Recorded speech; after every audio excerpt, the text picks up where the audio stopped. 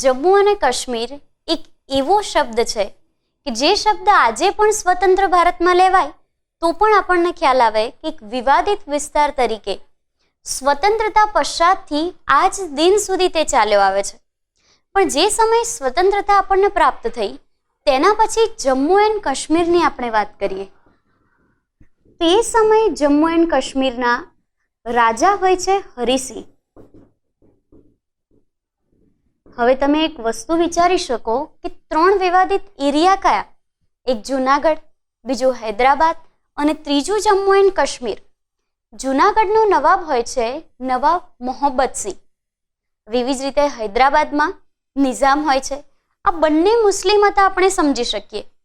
જુનાગઢ સ્વતંત્ર રીતે પાકિસ્તાન સાથે જોડાવું હોય છે, જ્યારે નિઝામને ના ભારત સાથે ના પાકિસ્તાન સાથે. પણ આ સમયે જમ્મુ અને કાશ્મીરની આપણે વાત સમજીએ, તેના રાજા તો હિન્દુ હોય છે. હિન્દુ રાજા હરિસિંહજી ના પાકિસ્તાન સાથે કે ના હિન્દુસ્તાન સાથે, એટલે કે મુખ્ય એક તટસ્થ રાજ્ય તરીકે રહેવા માંગતા હોય છે. હવે તમે જ્યારે સરહદી વિસ્તારની વાત કરો ત્યારે જમ્મુ અને કાશ્મીર એવી જગ્યાએ છે કે જે ભારતનો પણ એક પ્રદેશ ગણી શકાય અને પાકિસ્તાનનો પણ એક પ્રદેશ ગણી શકાય. હવે નવા નવા ભારત અને પાકિસ્તાનના ભાગલા પડેલા. હવે આ સમયે ઓબ્વિયસલી કાશ્મીર એ ભારત સંઘનો જ ભાગ હતો. તેમ છતાં મોહમ્મદ અલી જીણા એવું ઈચ્છતા કે કુદરતી સૌંદર્ય ધરાવતું આ કાશ્મીર પાકિસ્તાનમાં કેમ કરતા ભળે અને રાજા હરિસિંહ પાકિસ્તાનના પડખે કેમ આવીને ઉભા રહે. તેના પરિણામે આ તરફથી મોહમ્મદ અલી જીણા દ્વારા, જ્યારે આ તરફથી ભારત સંઘ દ્વારા જમ્મુ એન્ડ કાશ્મીરને જોડી દેવા પ્રયત્ન કરાયા. પણ હવે રાજા હરિસિંહે સ્વતંત્ર રહેવાનું વિચાર્યું. જેમ હૈદરાબાદના નિઝામનું હતું, ના ભારત સંઘ સાથે ના પાકિસ્તાન સંઘ સાથે તટસ્થ રહેવાનું નક્કી કર્યું, એવી રીતે હરિસિંહે પણ પોતાના રાજ્ય સાથે તટસ્થ રહેવાનું નક્કી કર્યું. પણ જો આ રીતે તટસ્થતા એ બંને રાજ્યના રાજાઓને અપાય તો સમગ્ર ભારતના રાજ્યો એવું કે અમારે પણ તટસ્થ રહેવું છે, અને એ વસ્તુ તો કોઈ પણ એક દેશ માટે શક્ય જ ના હોય. તેના પરિણામે હરિસિંહજી પર થોડુંક દબાણ કરવામાં આવ્યું. આ દબાણ અંતર્ગત હરિસિંહજી કદાચ ભારત સંઘ સાથે જોડાવા તૈયાર થઈ જાય, પણ એ પહેલા મોહમ્મદ અલી જીણા એવું પ્રબળ રીતે ઈચ્છતા ગમે તે ભોગે કાશ્મીરને પાકિસ્તાનમાં જોડી દેવાય. તેથી તેમણે શું કર્યું, એ સમયે આદિવાસીઓની ટુકડી ભેગી કરી અને આદિવાસીઓની આ ટુકડી કાશ્મીર પર લૂંટફાટ કરવા મોકલી દીધી. ત્યાં આગળ કેટલાયના અપહરણ કરાય, કેટલાય બળાત્કારો કરાય, કેટલી બધી લૂંટફાટના કેસો, મુખ્ય આ બધી ઘટનાઓને અંજામ આપ્યો. તેથી કાશ્મીર લોહીથી ખરબડાઈ ગયું અને એ સમયે કાશ્મીરનો મુદ્દો બહુ જ ગંભીર બની ગયો. હવે આ વસ્તુ ભારતના પક્ષે, જમ્મુ કાશ્મીર હાલ તો એક ભારતનો જ પ્રદેશ, જવાબદારી તો સીધી રીતે ભારત સરકારની જ આવે, ભારત સંઘની જ આવે. તેના પરિણામે સૌથી વધારે ચિંતિત હોય છે તે સમયે રાજા હરિસિંહજી. અને હરિસિંહજી પાસે હવે ભારત અથવા પાકિસ્તાન બેમાંથી કોઈ એક પક્ષે જોડાયા વિના કોઈ ઓપ્શન રહેતો નથી. કારણ કે પાકિસ્તાન તરફથી હુમલા થઈ રહ્યા છે તો મદદ કોની લેવી પડશે? ઓબ્વિયસલી ભારત સંઘની. એ સમયે સરદાર વલ્લભભાઈ પટેલ અને વીપી મેનન માટે પણ કાશ્મીરનો મુદ્દો એટલો જ ટફ રહ્યો છે જેટલો એ સમયે રાજા હરિસિંહજી પાસે. રાજા હરિસિંહજી છેલ્લે એવું નક્કી કરે છે કે આપણે ભારત સંઘ સાથે જોડાવાનું છે. અને ભારત સંઘ સાથે જોડાવાના આ હસ્તાક્ષર 26મી ઓક્ટોબર 1947ના રોજ કરવામાં આવે છે. પણ તે પહેલાં થાય છે એવું કે હરિસિંહજી જો હસ્તાક્ષર કરે તે પહેલાં તો પાકિસ્તાનની સૈન્ય અને ભારત સંઘના સૈન્ય વચ્ચે એક સામાન્ય કોલ્ડ વોરની શરૂઆત થઈ ચૂકી હોય છે. કારણ કે હરિસિંહજી ભારત સંઘ પાસે મદદ માંગે છે તે પહેલાં તો પાકિસ્તાનનું સૈન્ય કાશ્મીર કબજે કરવા નીકળી પડ્યું હોય છે. હવે સામાન્ય જે આદિવાસીઓનું સૈન્ય હોય છે કાશ્મીર પર ફરી એક વખત આક્રમણ કરે તે પહેલાં ભારત સંઘ સાથે કાશ્મીરે જોડાઈ જવું પડે, અને તો જ ભારત સંઘ કે ભારતીય સૈન્ય કાશ્મીરનું નેતૃત્વ કે પ્રતિનિધિત્વ કરી શકે. હવે આ સમયે હરિસિંહજી નક્કી કરે છે આ દિવસને, અને આ દિવસ પહેલાં જો કોઈ સામાન્ય ઘટના થાય કે જો આ દિવસે એ સમય પહેલાં ઘટના થઈ તો એ ઘટનાના સવારે જો ભારતીય સૈન્ય કાશ્મીર સુધી ના પહોંચ્યું તો કમ્પલસરી કાશ્મીરના ટુકડા પડે જ. કાશ્મીરના ટુકડા પણ પડે કે સમગ્ર કાશ્મીર યા તો ભારતમાં યા તો સમગ્ર કાશ્મીર પાકિસ્તાનમાં જતું રહે. આ મુદ્દો છેક સુધી વણ ઉકેલાયેલો રહે. અને તેના પરિણામે એક રાત્રે સૂતા પહેલા હરિસિંહજીએ પોતાના પ્રધાનમંત્રી એટલે કે MC મહાજનને કીધેલું કે જો સવાર થતા પાકિસ્તાનનું આ લશ્કરી સૈન્ય એવી રીતે જો કાશ્મીર પર આક્રમણ કરે કે તેમાં શ્રીનગરની બધી જ બાજુઓ ઘેરાઈ જાય અને શ્રીનગર પર જો આક્રમણ થાય તો આ સમય સૌથી પહેલા મને ગોળી મારી દેજો. એટલે કે હરિસિંહજી એ વસ્તુ માટે પોતાને જવાબદાર ગણતા અને પોતાના પ્રધાનમંત્રીને કીધેલું કે અંતે કંઈ ન થાય, ભારત સંઘની અથવા ભારતીય સૈન્યની મદદ ન મળે તો છેલ્લે આ ઘટના માટે હું જવાબદાર છું, મને મારી નાખવામાં આવે. પણ એ જ સવારે ભારતીય સૈન્ય પહોંચી જાય છે અને ફાઇનલી જમ્મુ એન્ડ કાશ્મીરને ભારત સંઘ સાથે વિલીન કરી દેવામાં આવે છે. જે દિવસ હતો 26મી ઓક્ટોબર 1947નો. ત્યારે રાજા હરિસિંહજી એવું સ્ટેટમેન્ટ આપે છે કે હું આ સમયે તિબેટ અને એની આસપાસના પ્રદેશોનો આદિ નરેશ, એટલે કે પહેલાનો નરેશ, હાલ એવું કહું છું કે હું ભારત સંઘ સાથે જોડાવા માટે સંપૂર્ણપણે તૈયાર છું અને હું ભારત સંઘ સાથે જોડાવા માટે આ હસ્તાક્ષર કરું છું. અને ત્યારથી હૈદરાબાદ, કાશ્મીર અને જૂનાગઢ આ જે ત્રણેય પ્રદેશો છે એ ત્રણેય પ્રદેશોનો વણ ઉકેલાયેલો મુદ્દો ફાઇનલી ઉકેલાઈ જાય છે. તો આ રીતે આપણે આધુનિક ભારતના ઇતિહાસમાં સંપૂર્ણપણે સ્વતંત્રતા પહેલાનો અને સ્વતંત્રતા પછીના ભારતનો અભ્યાસ કરી ગયા.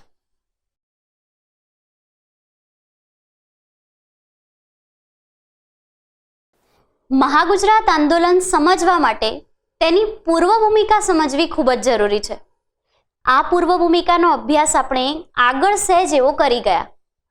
આ અભ્યાસ જે કર્યો ને એ મોટે ભાગે સૌરાષ્ટ્રના જવાબદાર રાજ્યતંત્રની માંગણીના સ્વીકારના પર્સપેક્ટિવમાં કર્યો.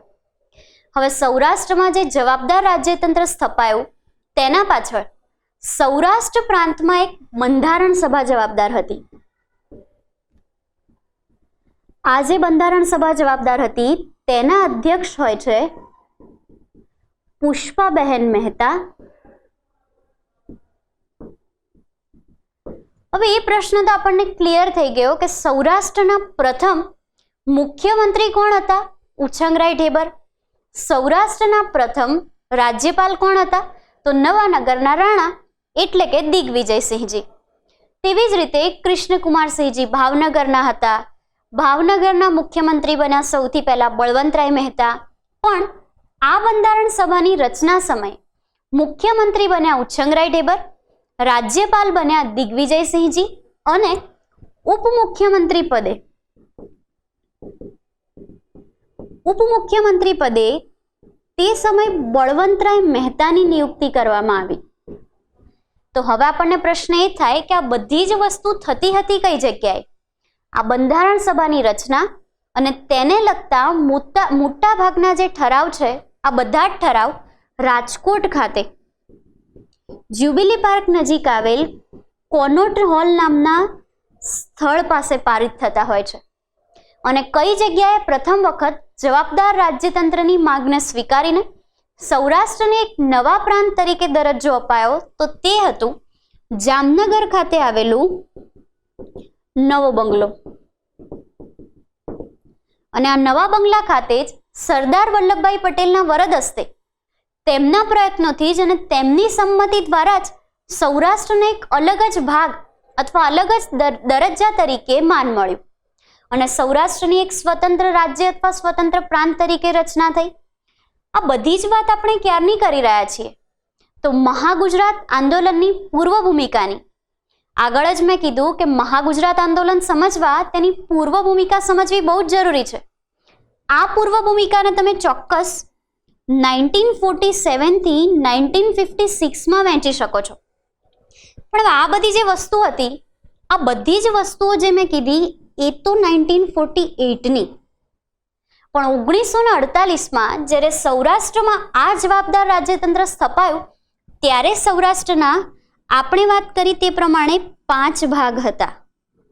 એ 5 ભાગોમાં જામનગર પણ આવી ગયું, સોરઠ એટલે કે જૂનાગઢ પણ આવી ગયું, ભાવનગર એટલે કે ગોહિલવાડ પણ આવી ગયું, સુરેન્દ્રનગર એટલે કે ઝાલાવાડ પણ આવી ગયું, અને આખું મધ્ય સૌરાષ્ટ્ર પણ આવી ગયું.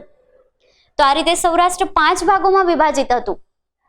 પણ આ સમયે આપણને એક પ્રશ્ન ચોક્કસ થવો જોઈએ, તો પછી દેશી રાજ્યોના વિલીનીકરણમાં પેચીદા પ્રશ્ન તરીકે હંમેશા જૂનાગઢને જ કેમ લેવામાં આવે છે?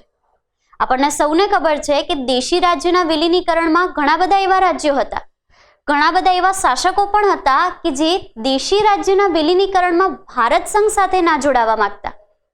કારણ કે આ વિલીનીકરણ ક્યારે થયું, ક્યારે તેણે આકાર લેવો પડ્યો, જ્યારે 1947માં ભારત અને પાકિસ્તાન પણ અલગ થયા. ખાલી જો માત્ર ભારત હોત, પાકિસ્તાન ભારતમાં ભળેલું હોત તો આ નોબત ક્યારેય ના આવત. કારણ કે બ્રિટિશરોના આધિપત્યમાંથી આપણે મુક્ત થયા પછી એક સ્વતંત્ર ભારતની રચના થઈ હોત. પણ આ તો પરિસ્થિતિ કેવી, બ્રિટિશરો તો ગયા જ, સાથે સાથે ભારત અને પાકિસ્તાનના બે ભાગલા પણ પડતા ગયા. આ જે બે ભાગ પડ્યા એમાં સૌરાષ્ટ્રના દક્ષિણ છેડે સોરઠ એટલે કે જુનાગઢ અને પાકિસ્તાન કચ્છની સરહદથી શરૂ કરીને એટલે કે ગુજરાતથી શરૂ કરીને જમ્મુ કાશ્મીર સુધી પથરાયેલું. આ પરિસ્થિતિમાં સોરઠથી જો તમે પાકિસ્તાનના માર્ગની વાત કરો તો ક્યાંય દૂર દૂર સુધી સોરઠ અને પાકિસ્તાન જમીન માર્ગે તો એકબીજાને સ્પર્શતા જ નથી. એ ઠીક છે કે સોરઠને પણ દરિયા કિનારો છે અને પાકિસ્તાનને પણ દરિયા કિનારો છે, તો દરિયાઈ અંતર દ્વારા અથવા દરિયાઈ જહાજો દ્વારા પાકિસ્તાન જવું કદાચ સરળ રહે. પણ આમ તમે જોવા જાઓ તો સપોઝ આ પોર્શન હોય, આ પોર્શન જો વિવાદિત હોત તો કદાચ પાકિસ્તાન સાથે ભળી શકત. પણ આ પોર્શનને જો પાકિસ્તાન સાથે ભળવું હોય તો તે પાકિસ્તાન માટે પણ એક મોટું પ્રશ્નાર્થ ચિહ્ન અને ભારત માટે પણ એક મોટું પ્રશ્નાર્થ ચિહ્ન. કારણ કે ભારતનો કોઈ ભાગ જે ઓલરેડી ભારતની સીમામાં આવેલો છે તે ભાગ કોઈ સંજોગોમાં પાકિસ્તાન સાથે ન જોડાઈ શકે, અને જો જોડાય તો વહીવટી ક્ષેત્રે આ પ્રાંતમાં હંમેશા ખામીઓ જ પ્રવર્તી રહે. પણ આ જે સમયગાળો હતો ત્યારે સોરઠમાં એક રાજા રાજ કરતો હોય છે, અને આ રાજા અન્ય કોઈ નહીં પણ બાબી વંશનો શાસક મોહબ્બત ખાન ત્રીજો. આ મોહબ્બત ખાન ત્રીજાને કૂતરાનું પ્રેમી શાસક ગણવામાં આવે છે. કારણ કે મોહબ્બત ખાન ત્રીજો કૂતરા પાળવાનો શોખીન હતો. તેની પાસે પુષ્કળ સંપત્તિ, ધન દોલત તો હતું જ, કારણ કે ઓલરેડી એ સોરઠ પ્રાંતનો શાસક, પણ તે કૂતરાઓને બહુ જ માન સન્માન આપતો. તેની સાથે જ પોતાનો સમય પસાર કરતો અને પોતાની બધી જ સંપત્તિને વારંવાર વેડફી દેતો કૂતરાઓના લગ્ન કરાવવામાં. જે ઓબ્વિયસલી તેની પ્રજાને ન જ ગમે, કારણ કે તેનો રાજકોષ મોટે ભાગે તેની પ્રજાના રાજકોષમાંથી ભેગો કરવામાં આવતો. તો આ રીતે કૂતરા પ્રેમી શાસક તરીકે મોહબ્બત ખાન ત્રીજાને ગણવામાં આવે છે. આ એ જ સમયગાળાની વાત ચાલી રહી છે કે જ્યારે નવાનગરના એટલે જામનગરના દિગ્વિજયસિંહજી, ભાવનગરના કૃષ્ણકુમારસિંહજી અને એવી જ રીતે પાલનપુરના નવાબ રસુલ ખાન, ધાંગધ્રાના રાજા હોય છે મયુરધ્વજસિંહજી, અને હવે સોરઠના ખાન નવાબ તરીકે મોહબ્બત ખાન ત્રીજા, જેને મોહબ્બત ખાન પણ કહેવામાં આવે છે, જે બાબી વંશના શાસક હોય છે. એ જ્યારે ગુજરાતમાં સોરઠ ખાતે રાજ્યપદે કાર્યરત હોય છે ત્યારે ભારત પાકિસ્તાનના ભાગલા પડ્યા બાદ પોતે જ પોતાની મનમરજીથી પોતે પાકિસ્તાન સાથે સંબંધ ધરાવતા હોવાથી સોરઠને પાકિસ્તાનનું રાજ્ય અથવા પાકિસ્તાન સંઘનું ભારતથી અલગ થયેલું રાજ્ય ઘોષિત કરી દે છે. હવે સોરઠની વાત કરો તમે તો સોરઠ એ ઓલરેડી સૌરાષ્ટ્રનો પ્રાંત હતો, સૌરાષ્ટ્રનો એક ઇમ્પોર્ટન્ટ ભાગ હતો. તો વસ્તીનું ધોરણ કોનું વધારે હશે, મુસલમાન લોકોનું કે હિન્દુ લોકોનું? ઓબ્વિયસલી હિન્દુ લોકોમાં ગુજરાતી લોકોનું. લગભગ 80% કરતાં વધારે વસ્તી તો તેમાં હિન્દુ લોકોની વસ્તી હતી. પણ મોહબ્બત ખાન ત્રીજાએ પોતાના તરંગી મગજથી, પોતાની તરંગી યોજનાઓથી સોરઠને પાકિસ્તાનનો ભાગ જાહેર કરી દીધું. પાકિસ્તાનનો ભાગ જાહેર કર્યું તેથી સોરઠની સાથે સાથે એટલે કે હાલના જૂનાગઢની સાથે સાથે માણાવદર અને બાંટવા આ બંને સ્થળો પણ પાકિસ્તાન સાથે જોડાવા તૈયાર થઈ ગયા. હવે તેના શાસકે ઓર્ડર કર્યો છે તો ઓબ્વિયસલી એણે તો પાકિસ્તાનમાં જવું જ પડશે. પણ એ સમયે દેશી રાજ્યોના વિલીનીકરણમાં એક્ટિવ એવા સરદાર વલ્લભભાઈ પટેલ અને તેમના સહયોગી એવા વીપી મેનન. આપણે જનરલી દેશી રાજ્યોના વિલીનીકરણમાં એકમાત્ર વ્યક્તિને યાદ રાખીએ છીએ સરદાર વલ્લભભાઈ પટેલ, પણ તેમના સાથી જેણે આ વિલીનીકરણમાં પોતાનો સિંહ ફાળો આપ્યો છે તેવા વ્યક્તિ વીપી મેનનને પણ અહીંયા આપણે યાદ કરીશું. કારણ કે જુનાગઢ જ્યારે પાકિસ્તાન સાથે જોડાઈ રહ્યું હતું ત્યારે પ્રથમ તાર કરવામાં આવેલો વીપી મેનનને, અને વીપી મેનને આના પર કંઈક એક્શન લેવા સૌથી પહેલી વખત વિચારતંત્રને અમલમાં મૂક્યું. હવે આ સમયગાળા દરમિયાન માણાવદર, બાટવા અને સોરઠ ત્રણેય આપણા હાથમાંથી જઈ રહ્યા છે. આ વાત થઈ રહી છે 1947ની જ, જ્યારે ભારત નવું સ્વતંત્ર થયું છે. ભારત પાકિસ્તાનના નવા ભાગલા પડ્યા છે. અચ્છા, આપણે જે આ બધી જ વાત કરી, સૌરાષ્ટ્રની આખી વાત કરી, આ બધી જ વાત 1948ની થઈ, જ્યારે આ જૂનાગઢનો પેચીદો પ્રશ્ન તો ઓલરેડી 1947નો પ્રશ્ન કહેવાય છે. તેના માટે આ બધું જ ચાલી રહ્યું હતું. વીપી મેનન પણ પોતે કાર્યરત હતા. આ સમયગાળા દરમિયાન મોહબ્બત ખાન ત્રીજાએ પોતાના દીવાન તરીકે કાદિરને નિમેલો. કાદિર નામનો જે દીવાન હતો તેને વિદેશ મોકલી દેવામાં આવ્યો, અને કાદિરને વિદેશ મોકલ્યા પછી શાહનવાઝ ભુટ્ટો સોરઠના નવા દીવાન તરીકે કાર્યરત થયા. અને આ રીતે સોરઠમાં હવે શાહનવાઝ ભુટ્ટો દીવાન પદે આવે છે, અને રાજા પદે તો ઓલરેડી હોય છે મોહબ્બત ખાન ત્રીજો. તેની આ તરંગી યોજના અને તરંગી નિર્ણય જરૂરી નથી કે બધાને માન્ય હશે, પણ શાહનવાઝ ભુટ્ટો તો તેનો દીવાન જ હોય છે, તેથી તેણે તો તેની આ યોજના અપ્લાય કરવાની જ કરવાની છે. શાહનવાઝ ભુટ્ટોએ આ યોજનાને અપ્લાય તો કરી દીધી, પણ તે સમયે ગરાસવાડ, બાબરિયાવાડ આસપાસના જે ગરાસદારો હતા, જેમના પ્રદેશને ગરાસવાડ પણ કહેવાતા હતા, આ બધા ગરાસદારોએ અને બાબરિયાવાડ અને માંગરોળ આ બંને જગ્યાએ જે શેખ હતા તેમણે તેના આ નિર્ણયને પડકાર્યો, અને જે 52 ગામો જૂનાગઢ હેઠળ આવતા હતા ત્યાં પોતે પોતપોતાના નાના બળવાની શરૂઆત કરી દીધી. હવે તેના ભાગ સ્વરૂપે શું થશે? મોહબ્બત ખાન ત્રીજાને ચિંતા થઈ. તેને તરત જ ખ્યાલ આવી ગયો કે અહીંયા આગળ સરદાર પટેલ અને વીવી મેનન આ બંને એક્ટિવ થઈ ગયા છે. જો આપણે અહીંયાથી ન ભાગ્યા તો ઓબ્વિયસલી ગુજરાતની પ્રજા અને ભારત સંઘ બંને આપણા પર તૂટી પડશે, અને તેના પરિણામે આ તમામ વસ્તુઓનો લાભ લઈને આ તમામ વસ્તુઓની વચ્ચે જ મોહબ્બત ખાન ત્રીજો કેશોદ એરપોર્ટ પરથી કરાચી ચાલ્યો જાય છે. તે જ્યારે કરાચી ચાલ્યો જાય છે ત્યારે જૂનાગઢનો વહીવટ આપીને જાય છે શાહનવાઝ ભુટ્ટોને. તેથી હવે સોરઠમાં દીવાન પદે કોણ રહ્યા? શાહનવાઝ ભુટ્ટો. તેને તો ઓલરેડી રાજાનો ઓર્ડર હોય જ છે કે તારે સોરઠને પાકિસ્તાનમાં જોડવાનું જ છે. તેથી શાહનવાઝ ભુટ્ટો એક તરફ સમુદ્ર અને એક તરફ ખાઈ, આ પરિસ્થિતિમાં ફસાઈ ગયા. જ્યારે રાજા તો પોતે હાથ ઉપર કરી દે છે, પોતાની બધી જ બેગમ, પોતાની બધી જ મિલકત, પોતાનો સામાન અને પોતાના તમામ કૂતરાઓ આ બધાને સાથે લઈને કેશોદ એરપોર્ટ પરથી સીધો ચાલ્યો જાય છે કરાચી, એટલે કે પાકિસ્તાનમાં. અને હવે અહીંયા આગળ એક નવી વાર્તાની શરૂઆત થાય છે. આ જ અરસામાં તે સમયગાળા દરમિયાન પુણે નજીક આવેલા માધવબાગમાં એક સભા ભરાય છે. માધવબાગમાં આ જે સભા ભરાઈ તે 2 વ્યક્તિઓના અધ્યક્ષ સ્થાને. આ 2 વ્યક્તિ આપણા માટે લગભગ નવા છે જ નહીં. તે 2 હતા શામળદાસ ગાંધી અને અમૃતલાલ શેઠ. વંદે માતરમના તંત્રી અને જન્મભૂમિ દૈનિકના તંત્રી, એટલે કે શામળદાસ ગાંધી અને અમૃતલાલ શેઠ આ બંને તે સમયે યુવાન વર્ગના લોકોને ભેગા કરીને જૂનાગઢ માટે કામચલાઉ સરકાર સ્વરૂપે શું પ્રસ્થાપિત કરી શકાય તેની વિચારણા અપ્લાય કરી, અને તેના ભાગ સ્વરૂપે આરઝી હુકુમતની રચના થઈ. આ જે આરઝી હુકુમતની રચના થઈ, આરઝી હુકુમત એ અન્ય કોઈ વસ્તુ ન હતા, પોતે સૌથી પહેલા તો સોરઠ માટે કામચલાઉ સરકાર જ હતી. પણ આરઝી હુકુમતના અલગ અલગ ખાતા અલગ અલગ વ્યક્તિઓને ફાળે આવ્યા. જેમ કે આરઝી હુકુમતના મુખ્ય પ્રધાન તરીકે તો શામળદાસ ગાંધીને રખાયેલા જ, પણ આરઝી હુકુમતના કમાન્ડર ઇન ચીફ તરીકે તે સમયે કમાન્ડર ઇન ચીફ કહો કે પછી સંરક્ષણ ખાતું જે હેન્ડલ કરે છે તે કહો, પણ તેને સંરક્ષણ મંત્રી આપણે કદાચ ન કહી શકીએ. તો કમાન્ડર ઇન ચીફ તરીકે રતુભાઈ અદાણી,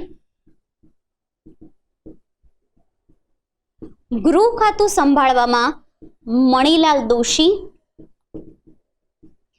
કાયદા પ્રધાન તરીકે નરેન્દ્ર નથવાણી વગેરે જેવા મુખ્ય લોકોની વરણી કરવામાં આવી અને આરઝી હુકુમતની સાચી રચના કરવામાં આવી. આરઝી હુકુમત સ્થપાઈ ગઈ, તેની સ્થાપના કરી દેવામાં આવી. આરઝી હુકુમતે સૌથી પહેલા કામ એ કર્યું કે રાજકોટ ખાતે જે મુખ્ય મથક તરીકે જુનાગઢ હાઉસ આવેલું છે તે જુનાગઢ હાઉસ પર કબજો કરી લીધો. જુનાગઢ હાઉસ ધીમે ધીમે કબજે કરાયું. તો આ પરિસ્થિતિમાં શાહનવાઝ ભુટ્ટો લાંબા સમય સુધી શાસન ચલાવી શકે તેવું નહોતું. એટલે શાહનવાઝ ભુટ્ટોએ શું કર્યું, સોરઠનું આખું જે તંત્ર છે તે તંત્ર આપી દીધું સૌરાષ્ટ્રના તે સમયના કમિશનર નીલમ બુચને. અને નીલમ બુચને સૌરાષ્ટ્રની જવાબદારી સોંપીને પોતે પણ પાકિસ્તાન ચાલ્યા ગયા, જ્યાં આગળ જુનાગઢના રાજા ચાલ્યા ગયા હતા. હવે સૌરાષ્ટ્ર રાજા વિહોણું, કોઈ પણ લીડરશિપ વિહોણું. તેથી હવે સૌરાષ્ટ્રમાં નાના મોટા બળવાની શરૂઆત થઈ ગઈ અને ખાસ કરીને તેની અસર સુરત આસપાસના વિસ્તારો પર ન પડે તેથી તે સમયના બ્રિગેડિયર એટલે કે ગુરદયાલ સિંહની અધ્યક્ષસ્થાને એક ટુકડી મોકલવામાં આવી. આ ટુકડી જાય છે સોરઠ અને સોરઠના આસપાસના વિસ્તારોમાં જે વિદ્રોહ કે બળવા ચાલતા હોય છે તેને શાંત કરે છે. તો આ રીતે કામચલાઉ સરકાર તરીકે આરઝી હુકુમત એક શ્રેષ્ઠ કાર્ય કરે છે. જુનાગઢ હાઉસ કબજે કરે છે અને આ બધા લોકો પોતપોતાના મંત્રાલયને ખૂબ જ બખૂબી નિભાવે છે. હવે આ બધી વસ્તુઓની અસર કંઈક એવી થાય છે કે અંતે ઓક્ટોબરમાં એટલે કે 9મી ઓક્ટોબર પછી સોરઠમાં શાહનવાઝ ભુટ્ટો પણ જતા રહે છે અને ઓક્ટોબર પછી લગભગ 10 નવેમ્બર આસપાસ સોરઠને મુક્ત જાહેર કરાય છે. અને મુક્ત જાહેર કરાય છે એટલા માટે નવેમ્બર માસમાં જ 1947માં ફાઇનલી સોરઠનો ભારત સંઘ સાથે જોડાવાનો રસ્તો ક્લિયર થઈ જાય છે. નહીં તો અત્યાર સુધીની જેટલી પણ ષડયંત્રની રચના થઈ બધા જ ષડયંત્રો સોરઠને પાકિસ્તાન સાથે જોડવાના રચાયા હતા. પણ આ રીતે આપણા બધા લીડર્સ, સૌરાષ્ટ્રમાં આવેલી મોટાભાગની આરઝી હુકુમત જે કામચલાઉ સરકાર અને તેના મંત્રીઓ અને સાથે સાથે વીપી મેનન અને સરદાર પટેલ આ બધાના સહપ્રયત્ન દ્વારા સોરઠને ફાઇનલી આપણે પાકિસ્તાન સંઘમાં જોડાતું રોકી લઈએ છીએ. અને 10મી નવેમ્બર 1947માં તો સોરઠ સૌરાષ્ટ્રના સ્વતંત્ર રાજ્યમાં જોડાઈ પણ ગયેલું હોય છે.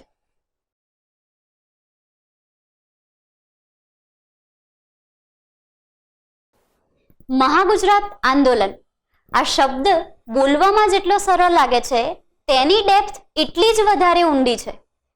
મહાગુજરાત આંદોલન અન્ય આંદોલનોથી બહુ જ અલગ છે કારણ કે એક તો પહેલી વાત એનો લાંબો સમયગાળો અને મહાગુજરાત આંદોલનના 3 ભાગ. હવે આપણે મહાગુજરાત આંદોલનમાં તેના દ્વિતીય નંબરના ભાગ એટલે કે મહાગુજરાત આંદોલનની ચળવળ સુધી પહોંચી ગયા છીએ. આ સમયે ફરી એક વખત આપણે ભાગ પાડી લઈએ તો મહાગુજરાત આંદોલનમાં સૌથી પહેલા આવે છે તેનો પૂર્વાર્ધ, સેકન્ડ નંબરે આવે છે તેની ચળવળ અને થર્ડ નંબરે આવે છે હાલ સુધીનો ભાગ. પૂર્વાર્ધ એટલે શું? તો 1947માં જ્યારે ભારત આઝાદ થયું ત્યારથી લઈને 1956 સુધીનો ભાગ એટલે કે પૂર્વાર્ધ. અને આ પૂર્વાર્ધ એટલે આપણને તરત જ ખ્યાલ આવે કે અત્યાર સુધી આપણે મહાગુજરાત આંદોલનમાં જેનો અભ્યાસ કર્યો તેવી આ આંદોલનની પૂર્વ ભૂમિકા. સેકન્ડ નંબરે આવે છે મહાગુજરાત આંદોલનની ચળવળ. આ ચળવળ ચાલી હતી 1956 ટુ 1960 બિટવીન. 1956 ટુ 1960 વચ્ચે ચાલેલી આ ચળવળને સાચા અર્થમાં આપણે કહી શકીશું કે મહાગુજરાત આંદોલન. હવે અહીંયા આગળ એક કોમન સેન્સનો ક્વેશ્ચન આપણને થાય કે જો પરીક્ષામાં પ્રશ્ન પૂછાય કે મહાગુજરાત આંદોલનની શરૂઆત ક્યારે થઈ તો આપણે શું આન્સર કરીશું? કારણ કે મહાગુજરાત આંદોલનની પૂર્વ ભૂમિકા તો આપણે ભારત દેશ આઝાદ થયો ત્યારથી જ એટલે કે 1947 થી જ લઈ લીધી. પણ હવે પરીક્ષામાં જો આવો પ્રશ્ન પૂછાય તો તેનો આન્સર આવશે 1956. કારણ કે આપણે જે સમજ્યા ને એ તો માત્ર મહાગુજરાતની પૂર્વ ભૂમિકા હતી કે આ રીતે કંઈક સૌરાષ્ટ્ર છે, આ રીતે કંઈક બરોડા છે, આ રીતે કંઈક કચ્છ છે, ને એ બધા કેવી રીતે બૃહદ મુંબઈ સાથે અથવા યુનાઇટેડ સ્ટેટ્સ ઓફ સૌરાષ્ટ્રના રાજ્ય સાથે જોડાયેલા હતા. હવે આપણે જે સમજવાનું છે તે છે મહાગુજરાત આંદોલનની ચળવળ તે ચાલે છે 4 વર્ષ, 56, 57, 58, 59 અને ફાઇનલી 1960માં આપણને સ્વતંત્ર રાજ્યનો દરજ્જો મળી જાય છે. તો આ રીતે આપણે ચળવળની શરૂઆત કરીશું, પણ આનો જે છેલ્લો ભાગ છે એટલે કે હાલ સુધી તેમાં આપણે 1960માં જે આપણું ગુજરાત બન્યું ત્યારથી લઈને અત્યાર સુધીનું ગુજરાતનું વહીવટી તંત્ર કેવું છે તેની વાત છે. ઇન શોર્ટ, આ જે 3 ભાગ પડ્યા એ 3 ભાગ સાચું મહાગુજરાત આંદોલન. પણ હવે આપણને એમ થાય કે આપણે તો ઓલરેડી પૂર્વ ભૂમિકા જોઈ લીધી, એમાં તો કોઈ ઇસ્યુ હતા જ નહીં, કારણ કે સૌરાષ્ટ્ર અલગ, કચ્છ અલગ, તળ ગુજરાત બૃહદ મુંબઈ સાથે. તો આ બધા ઇસ્યુ ઊભા કેમ થયા? આ બધા ઇસ્યુ 2-3 સમિતિના કારણે ઊભા થયા. અને આ સમિતિના કારણે પણ નહીં, પણ સમિતિએ જે અહેવાલ આપ્યા તેના કારણે લોકોની લાગણી દુભાઈ અને ભાષાવાર લાગણી દુભાવાથી તે ધાર્મિક લાગણી સુધી ન પહોંચે તેના પરિણામે અલગ અલગ રાજ્યો રચાયા. અહીંયા આગળ માત્ર હું એટલું જ કહેવા માંગુ છું કે જે ધાર સમિતિ અને જેવીપી સમિતિ, આ બંને સમિતિ રચાઈ હતી, આ બંને સમિતિ બિફોર 1950 1950 પહેલાની હતી. હવે આપણને ખબર છે કે ધાર સમિતિએ શું કીધેલું? તો ભાષાવાર રાજ્યને અસ્તિત્વ ન મળવું જોઈએ, ભાષાવાર રાજ્યને દરજ્જો ન મળવો જોઈએ. એ જ વસ્તુનું રિપીટેશન નેક્સ્ટ સમિતિ જેવીપી સમિતિએ કર્યું. પણ હવે આ આંદોલનનો સૌથી મોટો માસ્ટર સ્ટ્રોક પડશે 1953માં ફઝલ અલી પંચ દ્વારા. ફઝલ અલી પંચની જ્યારે નિમણૂક થઈ ત્યારે ફઝલ અલી પંચે પોતાના અહેવાલ એવી રીતે આપ્યા કે સાચા અર્થમાં જો વહીવટ સારી રીતે ચલાવવો હોય તો ચોક્કસપણે ભાષાવાર રાજ્યોની રચના કરવી જ કરવી જોઈએ.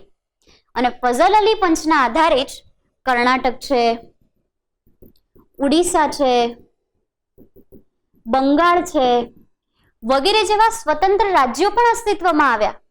હવે આ સમય ડેફિનેટલી આખું ગુજરાત જે કચ્છ, સૌરાષ્ટ્ર અને તળનું બનેલું છે તે ગુજરાતના લોકોની માતૃભાષા તો ગુજરાતી હતી. તો જો ભાષાના આધારે અલગ રાજ્ય મળતું હોય તો ઓબ્વિયસ છે કે આપણા લોકોની લાગણી દુભાય અને આપણે પોતાના રાજ્ય માટે માંગ કરવી જ જોઈએ. તેના ભાગ સ્વરૂપે 1955માં સાચા અર્થમાં આ લડતની શરૂઆત થઈ ગઈ. તેના ભાગ સ્વરૂપે એક બીજી પોઝિટિવ વસ્તુ એ હતી કે 1956 પહેલા તો જવાહરલાલ નહેરુએ એ ડિક્લેરેશન કરી દીધું કે ગુજરાતને દ્વિભાષી મુંબઈમાંથી અલગ કરાશે. એટલે ઇન શોર્ટ આ બે વસ્તુ અલગ થઈ જશે અને ગુજરાતને સ્વતંત્ર રાજ્યનો દરજ્જો મળશે. હવે આમાં થયું એવું કે જવાહરલાલ નહેરુએ જ્યારે આ ડિક્લેરેશન કર્યું એ સમયે તેમણે 3 ભાગ પાડ્યા. એક હતું મુંબઈ, બીજું હતું મહારાષ્ટ્ર અને ત્રીજું હતું આપણું ગુજરાત. હવે એમણે જે 3 ભાગ પાડ્યા તે માત્ર વહીવટી સરળતા ખાતરના 3 ભાગ હતા કે ભાઈ આપણું જે સૌરાષ્ટ્ર છે એ સૌરાષ્ટ્ર સાથેનું ગુજરાત, એમનું જે મરાઠી ભાષી કહેવાતું હતું એ મહારાષ્ટ્ર અને મુંબઈ, અને આ રીતે જે આખું ગુજરાત દ્વિભાષી મુંબઈ કહેવાતું તેના હવે અલગ અલગ એવા 3 ભાગ પડી જશે. અને એ સાચા અર્થમાં જો ફઝલ અલી પંચના અહેવાલને વશ થઈએ તો સાચી વસ્તુ હતી, પરફેક્ટ હતી. આ જ રીતે 3 ભાગ પડાય. આ વસ્તુથી ગુજરાતના લોકો તો ખુશ, કારણ કે તેમને તો હવે અખંડ ગુજરાત મળી જવાનું હતું. જે ગુજરાત તળ ગુજરાત, સૌરાષ્ટ્ર અને કચ્છ એ 3 ભાગોનું બનેલું હતું.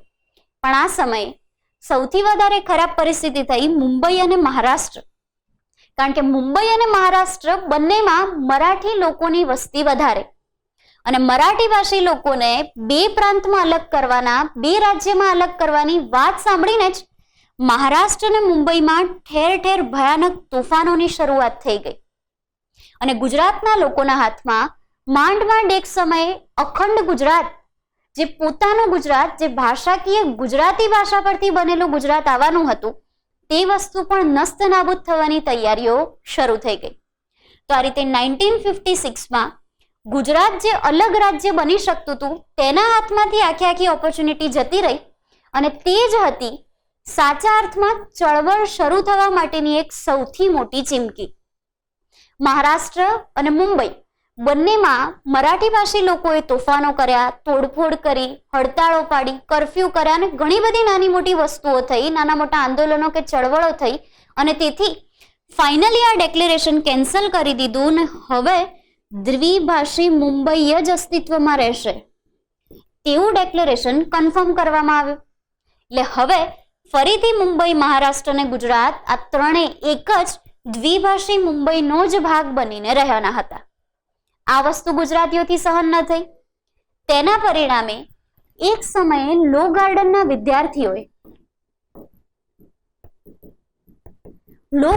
વિદ્યાર્થીઓએ ભેગા મળીને તેમની કોલેજ ખાતે પગલા સમિતિની રચના કરી. પગલા સમિતિની રચના કરે છે. આ બધા વિદ્યાર્થીઓનું જૂથ ભેગું થાય છે અને તે સમયગાળો હતો 8th ઓગસ્ટ 8મી ઓગસ્ટ 1956 અને આ એ દિવસ કે જે દિવસથી સાચા અર્થમાં આજે આપણે વાત કરી કે કયા વર્ષથી શરૂ થઈ ચળવળ તો 1956 અને એનો કયો દિવસ તો 8મી ઓગસ્ટ. આ દિવસે આ વિદ્યાર્થીઓ ભેગા થાય છે. ઓલરેડી ગુજરાતમાં વસતા દરેક વ્યક્તિમાં આ વસ્તુ માટે તો લાગણી દુભાતી જ, પણ કોઈ પણ હજી સુધી એક્સપ્રેસિવ થઈ શક્યું નહોતું. શરૂઆત કરે છે લો કોલેજ જે લો ગાર્ડન ખાતે આવેલી છે ત્યાંના વિદ્યાર્થીઓ ભેગા થાય છે, પગલા સમિતિની નિમણૂક કરે છે અને ત્યાંથી 8મી ઓગસ્ટે ભેગા થઈને જાય છે ભદ્ર પાસે આવેલા કોંગ્રેસ હાઉસમાં. કોંગ્રેસ હાઉસમાં જાય છે. ત્યાં આગળ જઈને ઠાકુરભાઈ દેસાઈને મળે છે, પણ તેમને પૂછેલા પ્રશ્નો અને ઉત્તરોમાં આ વિદ્યાર્થીઓને સંતોષ મળતો નથી. તેથી આ વિદ્યાર્થીઓ ભેગા થઈને હડતાળ પર ઉતરવાનું નક્કી કરે છે. એક સાથે ગુજરાતમાં હડતાળની શરૂઆત થાય છે. કરફ્યુની શરૂઆત થાય છે અને નાના મોટા આંદોલનોની એક સૌથી મોટી ચીમકી આ વિદ્યાર્થીઓ દ્વારા આપવામાં આવે છે. હવે તેમણે તો આંદોલનના કે ચળવળના ભાગ સ્વરૂપે આ બધું જ કર્યું, અથવા તો આ લોકો જે કરી રહ્યા હતા એટલીસ્ટ એમને પ્રી એક્શન લેવાના પહેલા એક વોર્નિંગ તો આપવી જ જોઈએ. તેમ છતાં તેમની હડતાળ અને તેમની ચળવળના વિરોધમાં અચાનક તેમના પર એક્શન લેવાયો. આ એક્શનમાં અચાનક ગોળીબાર કરાયો અને આ ગોળીબારમાં 4 વિદ્યાર્થીઓ મૃત્યુ પામ્યા. આ 4 હતા પૂનમચંદ, કૌશિકભાઈ વ્યાસ, ભટ્ટ સાહેબ અને અબ્દુલભાઈ. આ 4 વિદ્યાર્થીઓ મુખ્યત્વે મૃત્યુ પામ્યા. આ 4 વિદ્યાર્થીઓનું મૃત્યુ અજાણતા પોલીસ દ્વારા થઈ ગયું, જેને આપણે અજાણતા તો ના જ કહી શકીએ, કારણ કે જો પ્રી એક્શન લીધું હોત, જો કોઈ વોર્નિંગ આપી હોત તો ઓબ્વિયસલી આ 4 જણાને આપણે બચાવી શક્યા હોત. તેમ છતાં જાણી જોઈને આ ગોળીબારમાં 4 વિદ્યાર્થીઓનું મૃત્યુ થઈ ગયું. ઠેર ઠેર ગુજરાતમાં આનો વિરોધ ફાટી નીકળે છે અને જાહેર હતી આ વસ્તુ ગુજરાતમાં વહેલા મોડા થવાની જ હતી, તેથી વિરોધ આનો ફાટી નીકળે છે. બધા જ લોકો એક સાથે ભેગા થઈ જાય છે. આના પગલે જ વિદ્યાર્થી યુનિયન રચાય છે. આ વિદ્યાર્થી યુનિયન એક મોટી સંસ્થા બનવાના આરે જઈ રહ્યું છે. આ અરસામાં જ આપણને ઇન્દુ ચાચા એટલે કે આપણા લોકપ્રિય નેતા ઇન્દુલાલ યાજ્ઞિક મળી આવે છે અને હવે આગળનું જે મહાગુજરાત આંદોલન છે તેના પ્રખર પ્રણેતા જેને કહી શકાય એવા ઇન્દુલાલ યાજ્ઞિક આપણને મળી ગયા છે, તો આપણે ચોક્કસ રીતે તેમને જ નેતા બનાવીશું. હવે થાય છે એવું કે ખાડિયા ખાતે મહાગુજરાત જનતા પરિષદની રચના થાય છે અને મહાગુજરાત જનતા પરિષદની જે રચના થાય છે તેની બેઠક પણ ખાડિયા ખાતે જ ભરવામાં આવે છે. મહાગુજરાત જનતા પરિષદની આ બેઠકમાં ઇન્દુલાલ યાજ્ઞિકને તેના પ્રથમ પરમનન્ટ અધ્યક્ષ તરીકે ચૂંટી લેવામાં આવે છે.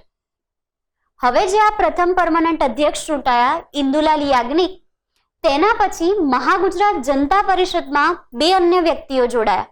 આ 2 અન્ય વ્યક્તિઓ હતા બ્રહ્મકુમાર ભટ્ટ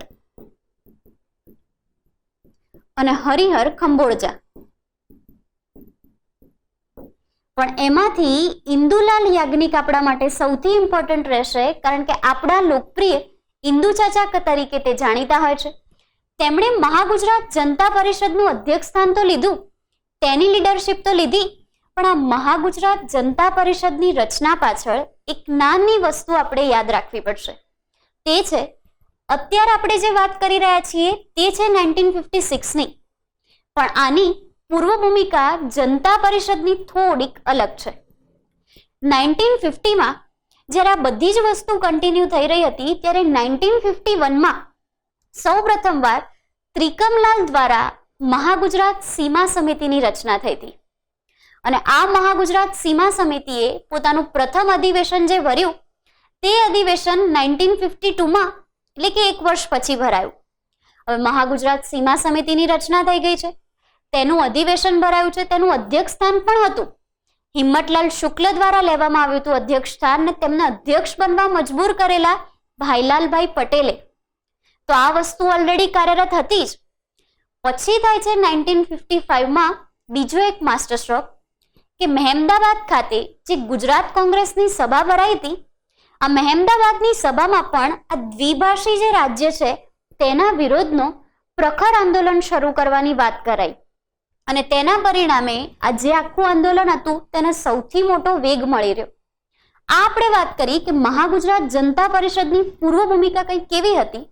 તો બસ એમાં એટલું જ છે કે મહાગુજરાત જનતા પરિષદ હાલની સંસ્થા, જ્યારે 1951માં જે રચાઈ હતી તે હતી મહાગુજરાત સીમા સમિતિ. હવે થાય છે એવું કે ઇન્દુલાલ યાજ્ઞિકના અધ્યક્ષ સ્થાને આ આંદોલનની શરૂઆત થાય છે. ઓલરેડી આપણે જે 4 વિદ્યાર્થીઓ ગુમાવ્યા છે તેને આપણે શહીદ તરીકે ઓળખવાના છીએ, અને આ શહીદોના માનમાં આ ચળવળ આગળ વધશે. પણ હાલ પૂરતું આપણે એટલું સમજીએ કે મહાગુજરાત આંદોલન જ્યારે ચાલતું હોય છે તે અરસામાં મહારાષ્ટ્ર અને મુંબઈમાં આમ જોવા જઈએ તો સમકાલીન રીતે શાંતિ બનેલી હોય છે, કારણ કે તેમને જે જોઈતું હતું, જેમ કે મહારાષ્ટ્ર અને મુંબઈ આ બંને અલગ ન થવા જોઈએ, તો તે તેમના માટે તેમની માંગ સંતોષાઈ જાય છે. પણ હવે મહાગુજરાત આંદોલનમાં એક મોટો પોઈન્ટ ત્યાં આવે છે કે 1957માં 1957માં ચૂંટણીઓની શરૂઆત થાય છે, અને આ ચૂંટણીઓમાં મહાગુજરાત જનતા પરિષદ ભાગ લે છે. લોકોના કહેવાથી ઇન્દુલાલ યાજ્ઞિક પણ તેમાં ભાગ લે છે. અને સૌથી મોટા તાજુબની વાત એ છે કે આપણા ઇન્દુ ચાચા ગણતા ઇન્દુલાલ યાજ્ઞિક લોકસભાના સભ્ય તરીકે ચૂંટાઈ આવે છે. હવે તે સમયે મુંબઈ વિધાનસભાની વાત કરીએ તો 132માંથી લગભગ 100 જેટલી બેઠકો તો ખાલી કોંગ્રેસને જ મળેલી, અને 32 જેટલી બેઠકો અન્ય લોકોને મળી હતી. જ્યારે એવી જ રીતે લોકસભાની ચૂંટણીની વાત કરીએ તો લોકસભામાં પણ ખાસી એવી મોટાભાગની બેઠકો કોંગ્રેસને જ મળેલી. અહીંયા આગળ આપણે મહાગુજરાત જનતા પરિષદમાં એ યાદ રાખીશું, મહાગુજરાત જનતા પરિષદનું પ્રતીક હોય છે કુકડો, જ્યારે મહાગુજરાત જનતા પરિષદ સામે જે અપક્ષ હોય છે તેનું પ્રતીક કંઈક સિંહ જેવું રાખવામાં આવ્યું હોય છે. આપણને એક્ઝામમાં જનરલી આવા ક્વેશ્ચન્સ પૂછાતા હોય છે કે ભાઈ મહાગુજરાત જનતા પરિષદના પ્રથમ અધ્યક્ષ કોણ હતા, તેનું નેતૃત્વ કોણે કર્યું, તો તે આવશે ઇન્દુલાલ યાજ્ઞિક. હવે મહાગુજરાત જનતા પરિષદમાં સંયોજક તરીકે કોણ હતા, તો તેમાં આવશે બ્રહ્મકુમાર ભટ્ટ. અને મહાગુજરાત જનતા પરિષદમાં પરમનન્ટ મહામંત્રી પદે કોણ હતા, તો તેમાં આવશે હરિહર કંભોરજા. 1957માં જે ચૂંટણીઓ થઈ, જે દ્વિભાષી મુંબઈની ચૂંટણીઓ હતી, તે ચૂંટણીઓમાં સૌથી મહત્વનું રિઝલ્ટ એ આવ્યું કે 1957ની ચૂંટણીઓથી મુખ્યમંત્રી પદે આવ્યા યશવંતરાવ ચૌહાણ. અને યશવંતરાવ ચૌહાણ મુખ્યમંત્રી પદે આવ્યા, જે આ ચૂંટણીઓનું સૌથી મોટું પરિણામ આપણે કહી શકીએ.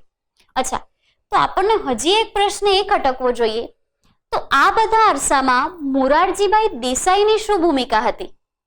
કારણ કે મોરારજીભાઈ દેસાઈ વિશે આપણે વાંચ્યું છે કે મોરારજીભાઈ દેસાઈ દ્વિભાષી મુંબઈના મુખ્યમંત્રી રહી ચૂક્યા છે. મોરારજીભાઈ દેસાઈ જે ગુજરાતી વડાપ્રધાન તરીકે વડાપ્રધાનનું પદ શોભાવી ચૂક્યા છે, તે મોરારજી દેસાઈ સૌથી દુઃખની વાત એ હતી કે મહાગુજરાત આંદોલનના વિરોધી હતા.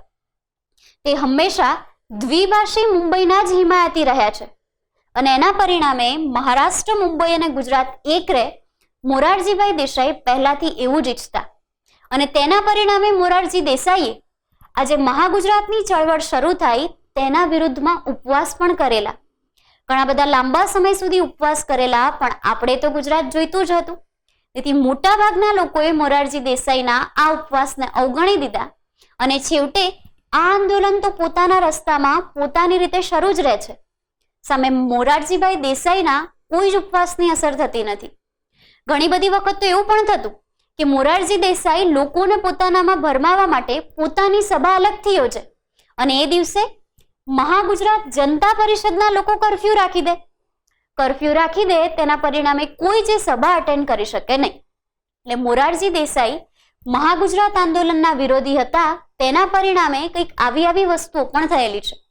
પણ અહીંયા આપણે ચૂંટણી સમયે મોરારજી દેસાઈને એટલા માટે યાદ કર્યા છે કારણ કે મોરારજી દેસાઈએ ચૂંટણીઓ સમયે બ્રહ્મકુમાર ભટ્ટ છે, હરિહર ખંભોરજા છે, ભાઈલાલભાઈ પટેલ છે, આ બધા જ લોકોની ધરપકડ કરી દેવડાઈ અને ધરપકડ કરી દેવડાવવા પાછળ તેમણે કબૂલ્યું પણ હતું કે મેં જાણી જોઈને તેમને કેદ કરાવ્યા છે કારણ કે લોકો મુક્ત મને મતદાન કરી શકે. જો આ લોકો બહાર હશે તો મુક્ત મને લોકોને મતદાન કરવા દેશે નહીં અને એટલા માટે મોરારજી દેસાઈએ તેમની ધરપકડ કરાવી દીધી.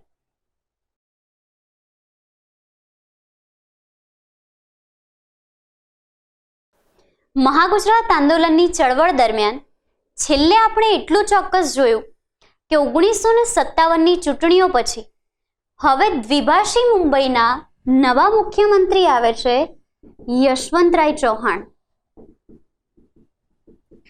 દ્વિભાષી મુંબઈના નવા મુખ્યમંત્રી યશવંતરાય ચૌહાણ આવ્યા. નેક્સ્ટ એવું થાય છે કે 5th of December 1957 1957ના રોજ 5મી ડિસેમ્બર મહારાષ્ટ્ર ખાતે એક તો મહારાષ્ટ્ર સંયુક્ત સમિતિ અને બીજી મહાગુજરાત જનતા પરિષદ, આ બંનેની ભેગી બેઠક મળે છે. તો હવે આપણે સમજી શકીએ કે મહારાષ્ટ્ર સંયુક્ત સમિતિ અને મહાગુજરાત જનતા પરિષદ આ બંનેની ભેગી બેઠક 1957માં મળે છે અને આ બેઠક એવું ઇન્ડિકેટ કરી આપે છે કે અમને મહારાષ્ટ્ર અને મુંબઈ બંને અલગ થાય, તેની સામે ગુજરાત અલગ થાય તો તેના સામે કોઈ જ વાંધો નથી. તો હવે તો ગુજરાતને સ્વતંત્ર રાજ્ય મળવાનો આખો રસ્તો મોકળો થઈ ગયો કારણ કે આપણા માર્ગમાં જે સૌથી મોટો કાંટો હતો તે આ જ હતો. મહારાષ્ટ્ર સંયુક્ત સમિતિએ હવે ફાઇનલી કહી દીધું કે જો મુંબઈ અને મહારાષ્ટ્ર એક રહે અને ગુજરાત અલગ થાય તો અમને આ વસ્તુથી કોઈ જ વાંધો નથી. 5મી ડિસેમ્બર 1957ના રોજ મહારાષ્ટ્ર ખાતે ભરાયેલી આ બેઠકથી આવું કંઈક નક્કી થયું. તેની અસર સ્વરૂપ થયું એવું કે 8મી ઓગસ્ટ 1958માં આપણા લોકપ્રિય નેતા ઇન્દુ ચાચાએ એક નવી ચળવળની શરૂઆત કરીને તે હતો શહીદ ચોકની માંગ. જે વિદ્યાર્થીઓ શહીદ થયા હતા તેમની યાદમાં, તેમના બલિદાનની યાદમાં, તેમની શહીદીની યાદમાં શહીદ ચોકની રચના કરવા માંગતા હતા અને આ શહીદ ચોક અન્ય કોઈ જગ્યાએ નહીં પણ લાલ દરવાજા ખાતે જે કોંગ્રેસની ઓફિસ આવેલી હતી તેની સામે કરવા માંગતા હોય છે અને તેના પરિણામે 8મી ઓગસ્ટ 1958ના રોજ આ વસ્તુની જાહેરાત થાય છે. ઇવન 8મી ઓગસ્ટે તે આ શહીદોની ખાંભી પણ બનાવીને મૂકી દે છે જેને આપણે પાળીઓ કહી શકીએ. તો આ લોકોની ખાંભી ત્યાં રચાય છે. ઠેર ઠેરથી લોકો દૂર દૂરથી આવે છે, બધા જ ભેગા થાય છે અને આ બધી જ વસ્તુઓમાં સમકાલીન ઇન્દુ ચાચા તેનું નેતૃત્વ કરે છે. હવે ઇન્દુ ચાચાની એ સમયની લોકપ્રિયતાનું એક નાનું એવું ઉદાહરણ આપું. આપણા વડાપ્રધાન જવાહરલાલ નહેરુએ એ સમયે Gandhi Jayanti 2nd of October એની પૂર્વ સંધ્યાએ ગુજરાતમાં એક સભા કરેલી, અમદાવાદમાં જ. અમદાવાદમાં તેમણે જે સભા કરેલી તેના સામે એ જ દિવસે એ જ સમયે ઇન્દુલાલ યાજ્ઞિકે સભા કરેલી. ફરક ખાલી એટલો જ હતો, જવાહરલાલ નહેરુની સભા થઈ હતી લાલ દરવાજા અને ઇન્દુલાલ યાજ્ઞિકની સભા થઈ હતી લો ગાર્ડન. ઇન્દુલાલ યાજ્ઞિકની સભામાં એટલી ખતરનાક જનમેદની હતી કે સાબરમતીના 3 બ્રિજ પૂરા થઈ જાય ત્યાં સુધી લોકોની ભીડ ઉમટી હતી. તેનું આખું લો ગાર્ડનનું કેમ્પસ સંપૂર્ણપણે લોકો અને યુવાનોથી ભરાયેલું હતું. આટલા બધા લોકપ્રિય મહાગુજરાત આંદોલનના નેતાઓમાં ઇન્દુ ચાચા હોય છે કે જેની સામે જવાહરલાલ નહેરુની જે સભા હોય છે તેમાં માંડ ગણી શકાય તેટલા લોકો આવ્યા હોય છે. અને આ લોકોમાં ખાસ કરીને વિદ્યાર્થીઓ તેમની સાથે ઉગ્ર સંવાદ કરી શકતા હતા અને તેટલા માટે તે જવાહરને મળવા ગયા હોય છે. અહીંયા મહાગુજરાત ચળવળની આ પરિસ્થિતિમાં હવે આગળ શું થશે? 8મી ઓગસ્ટ 1958ના રોજ આ પાળીઓ એટલે કે ખાંભીની રચના તો થઈ ગઈ, પણ 12મી ઓગસ્ટથી મોટા તોફાનોની શરૂઆત થઈ. આ જે ખાંભીની રચના કરવામાં આવી, આ ખાંભી પણ તોડી નાખવામાં આવી અને તેનાથી હવે 17મી ઓગસ્ટથી એક સ્વરૂપે જેને આપણે આગળ જતા જેલ ભરો આંદોલન નામ આપવાના છીએ તેના સ્વરૂપે એક નવું આંદોલન આકાર લે છે. આંદોલન કોઈ સેપરેટ આંદોલન નથી. મહાગુજરાત આંદોલનનો જે મધ્યનો ભાગ કીધો આપણે 1956 થી 1960 સુધીનો, તે ભાગમાં એટલે કે તેના મધ્ય ભાગમાં જ સમાવિષ્ટ છે. 17મી ઓગસ્ટના રોજ જેલ ભરો આંદોલનની પણ શરૂઆત થઈ ગઈ. આ જેલ ભરો આંદોલન બધા જ લોકોએ શાંતિપૂર્વક નિભાવ્યું. લોકો સત્યાગ્રહના માર્ગે ચાલતા. પુષ્કળ તોડફોડ થાય છે, ઘણી બધી હિંસા થાય છે, ઘણા બધા લોકો પર અત્યાચાર થાય છે, ઘણો બધો લાઠીચાર્જ થાય છે, ફાયરિંગ પણ થાય છે.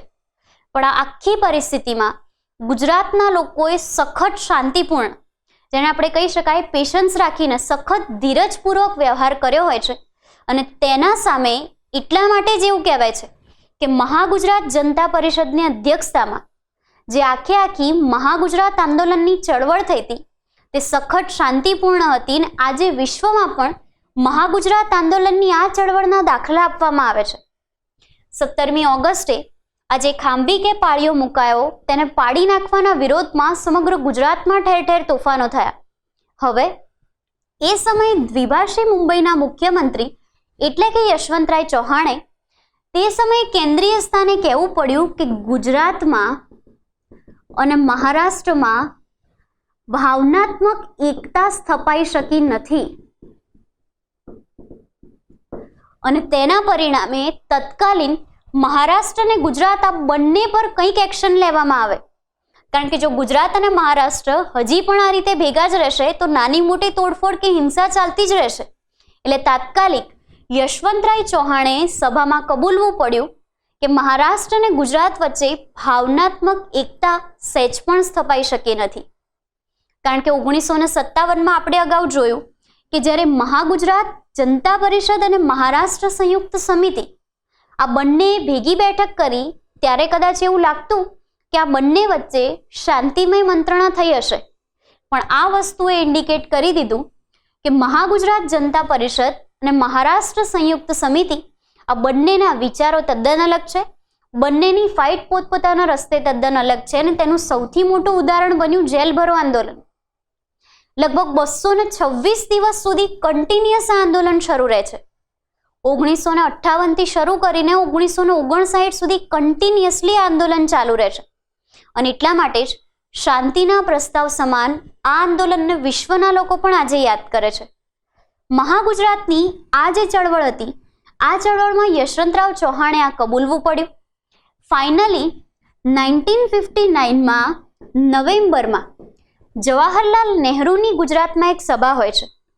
આપણા અમદાવાદના કાંકરિયા ખાતે આવેલા ફૂટબોલ ગ્રાઉન્ડમાં તેમની સભા ભરાઈ હોય છે. અને ફૂટબોલ ગ્રાઉન્ડની આ સભામાં લોકોને સંબોધતા ટાઈમે સૌપ્રથમ વખત જવાહરલાલ નહેરુ એવું ડિક્લેર કરે છે કે દ્વિભાષી મુંબઈમાંથી ગુજરાતને પોતાની રીતે અલગ રાજ્યની સ્થાપના કરવા માટે ચાન્સ જરૂર આપવામાં આવશે. અને મહાગુજરાત જનતા પરિષદ તેની સામે ઘણી બધી જે માંગો મૂકે છે, આ બધી માંગો મોટે ભાગે પૂરી થાય છે. પણ એક માંગ પૂરી થઈ શકતી નથી, તે છે ગુજરાતનું નામ ગુજરાતના સ્થાને મહાગુજરાત કરી દેવામાં આવે. કેન્દ્ર સરકારમાંથી જે ઠરાવ આવ્યો હોય છે તેમાં પણ આ માંગને ફગાવી દેવામાં આવે છે અને તેને સ્થાને મહાગુજરાતના બદલે માત્ર ને માત્ર ગુજરાત નામ જ અસ્તિત્વમાં રહેશે તેવું જણાવવામાં આવે છે. આ બધી જ વસ્તુ ઇન શોર્ટ એ જ ઇન્ડિકેટ કરી આપે છે કે મહાગુજરાતની ચળવળ કંઈક આ રીતે ચાલતી હતી. તેમાં જેલ ભરો આંદોલન પણ આવી જાય છે, વિદ્યાર્થી દિવસ પણ આવી જાય છે, પગલા સમિતિ પણ આવી જાય છે. અને આવી નાની નાની વસ્તુઓના પરિણામે જ આપણે એવું ચોક્કસ કહી શકીએ કે જો આ બધા ના હોત અને આવા નાના નાના આંદોલન કે ઘટનાઓ ના થઈ હોત તો ચોક્કસપણે આજે પણ આપણે દ્વિભાષી મુંબઈનો ભાગ બની રહ્યા હોત. આ મહાગુજરાત આંદોલનની ચળવળ સુધી પહોંચી જ ન શક્યા હોત. ચળવળ સુધી કહેવા કરતાં ચળવળના અંત સુધી કહેવું વધારે એપ્રોપ્રિએટ રહેશે. જવાહરલાલ નહેરુ પોતાની સભા દરમિયાન ડિક્લેર કરે છે. કેન્દ્રીય સ્થાનેથી પણ એવું કહેવામાં આવે છે કે ગુજરાત હવે અલગ રાજ્ય બની શકશે. 1960માં મુંબઈ વિધાનસભામાંથી પણ આ બિલ પસાર થઈ જાય છે કે દ્વિભાષી મુંબઈમાંથી હવે ગુજરાતને અલગ અને સ્વતંત્ર રાજ્યનો દરજ્જો મળી રહેશે. અને 1960માં આ જે બિલ પારિત થાય છે તેના ભાગ સ્વરૂપે જ 28 એપ્રિલ એ મહારાષ્ટ્ર માટે, જ્યારે 1 મે એ ગુજરાત માટે પોતપોતાના સ્વતંત્રતા અને પોતપોતાના રાજ્ય સ્થાપના દિવસ બની રહેશે. મહારાષ્ટ્રે 28મી એપ્રિલ એટલા માટે પસંદ કર્યું કારણ કે એ દિવસે શિવાજી જયંતિ હોય છે અને મહારાષ્ટ્રમાં શિવાજી જયંતિનું ખૂબ જ મહત્વ હોય છે. એક શિવાજી જયંતિ અને બીજું ગણેશોત્સવ. નજીકના સમયમાં શિવાજી જયંતિ આવતી હોવાથી મહારાષ્ટ્રે 28મી એપ્રિલ, જ્યારે ગુજરાતે 1 મે 1960ને પોતાના સ્થાપના દિવસ તરીકે પસંદ કર્યું હોય છે. હવે આપણે વાત કરીએ એક સામાન્ય એવી નાની, તો 30મી એપ્રિલ 1960ના રોજ અમદાવાદ ખાતે આવેલા સરદાર બાગમાં એક સભા ભરાય છે. અમદાવાદ ખાતે આજે સરદાર બાગ ખાતે સભા ભરાય છે, તેમાં આગામી સમયે ગુજરાતનું પ્રધાનમંડળ કેવું હશે તેના વિશેની ચર્ચા થાય છે. ઇન શોર્ટ, સચિવાલય કયું, વિધાનસભા કઈ, પ્રથમ મુખ્યમંત્રી કોણ, રાજ્યપાલ કોણ, વિધાનસભાના અધ્યક્ષ કોણ, સામા પક્ષના નેતા કોણ, એટસેટ્રા એટસેટ્રા. જે આપણે સામાન્ય રીતે ગુજરાતમાં પ્રથમ કરીએ છીએ, ગુજરાતના પ્રથમ મુખ્યમંત્રી, ગુજરાતના પ્રથમ રાજ્યપાલ, તેમાં આપણે તેનો અભ્યાસ કરી શકીએ છીએ. પણ આપણે અહીંયા આગળ 30મી એપ્રિલ 1960ના રોજ સરદાર બાગ ખાતે જે સભા ભરાઈ તે સભામાં આ જ બધી વસ્તુઓ નક્કી થઈને ફાઇનલી 1 મે પૂજ્ય રવિશંકર મહારાજના હસ્તે ગુજરાત રાજ્યનું ઉદ્ઘાટન કરવામાં આવ્યું. ગુજરાત રાજ્યનું ઉદ્ઘાટન થયું તે સમયે તેની વિધાનસભા હોય છે સિવિલ હોસ્પિટલ. સિવિલ હોસ્પિટલમાં વિધાનસભા બનાવી. સચિવાલય તે સમય હોય છે પોલિટેકનિક. હવે અહીંયા આગળ આ બધી વસ્તુઓથી આપણને એ પ્રશ્ન ન થવો જોઈએ કે ત્યારે રાજધાની કઈ હશે, કારણ કે ગુજરાતના ઇતિહાસની રાજધાનીનો ઇતિહાસ પણ તેટલો જ રસપ્રદ રહ્યો છે. જે આપણે મૌર્ય વંશથી ચાલુ કર્યું હતું, અમુક વખત ગિરિનગર, અમુક વખત વલભીપુર એટલે કે જુનાગઢ છે, ભાવનગર છે, સમયાંતરે અણહિલપુર પાટણ, અને અણહિલપુર પાટણથી અમદાવાદની રાજધાની જે બની તે કન્ટિન્યુઅસલી અમદાવાદ રાજધાની હજી સુધી ચાલતી જ આવે છે. અમદાવાદ રાજધાની હજી સુધી ચાલતી આવે છે અને ફાઇનલી 1960માં જ્યારે ગુજરાત રાજ્ય બનશે ત્યારે પણ અમદાવાદ જ રાજધાની રહેશે. કારણ કે અત્યારે હાલની જે આપણી રાજધાની છે પાટનગર, આપણું ગાંધીનગર, તે ત્યારે સ્વતંત્ર જિલ્લા સ્વરૂપે અસ્તિત્વમાં નહોતું. જ્યારે ગુજરાત રાજ્યની સ્થાપના થઈ ત્યારે પ્રથમ જિલ્લા તરીકે 1964માં આપણે કોની રચના કરી? ગાંધીનગરની.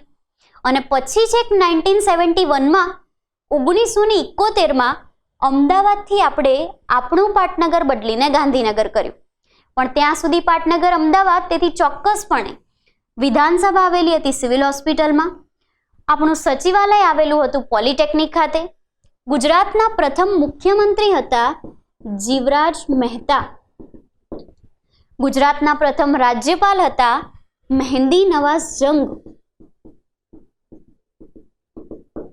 અને તેવી જ રીતે ગુજરાતની ઘણી બધી હસ્તીઓ કે જેમને ગુજરાતમાં પ્રથમ એવોર્ડ મળ્યા છે, જેમણે ગુજરાતમાં પોતે ગુજરાતી હોવા છતાં ભારત અને પાકિસ્તાનના કેટલા એવોર્ડ લીધા છે, સાથે સાથે ભારતના સર્વશ્રેષ્ઠ એવોર્ડ્સ લીધા છે. પોલિટિકલ ક્ષેત્રે તો જાણીતા રહ્યા જ, પણ સાથે સાથે સામાજિક રીતે પણ લોકલાડીલા બની રહ્યા. તો આવા બધા ઘણા બધા નેતાઓ હવે પછીના મહાગુજરાત આંદોલનના પૂર્ણતા સ્વરૂપે આપણને મળી રહેશે.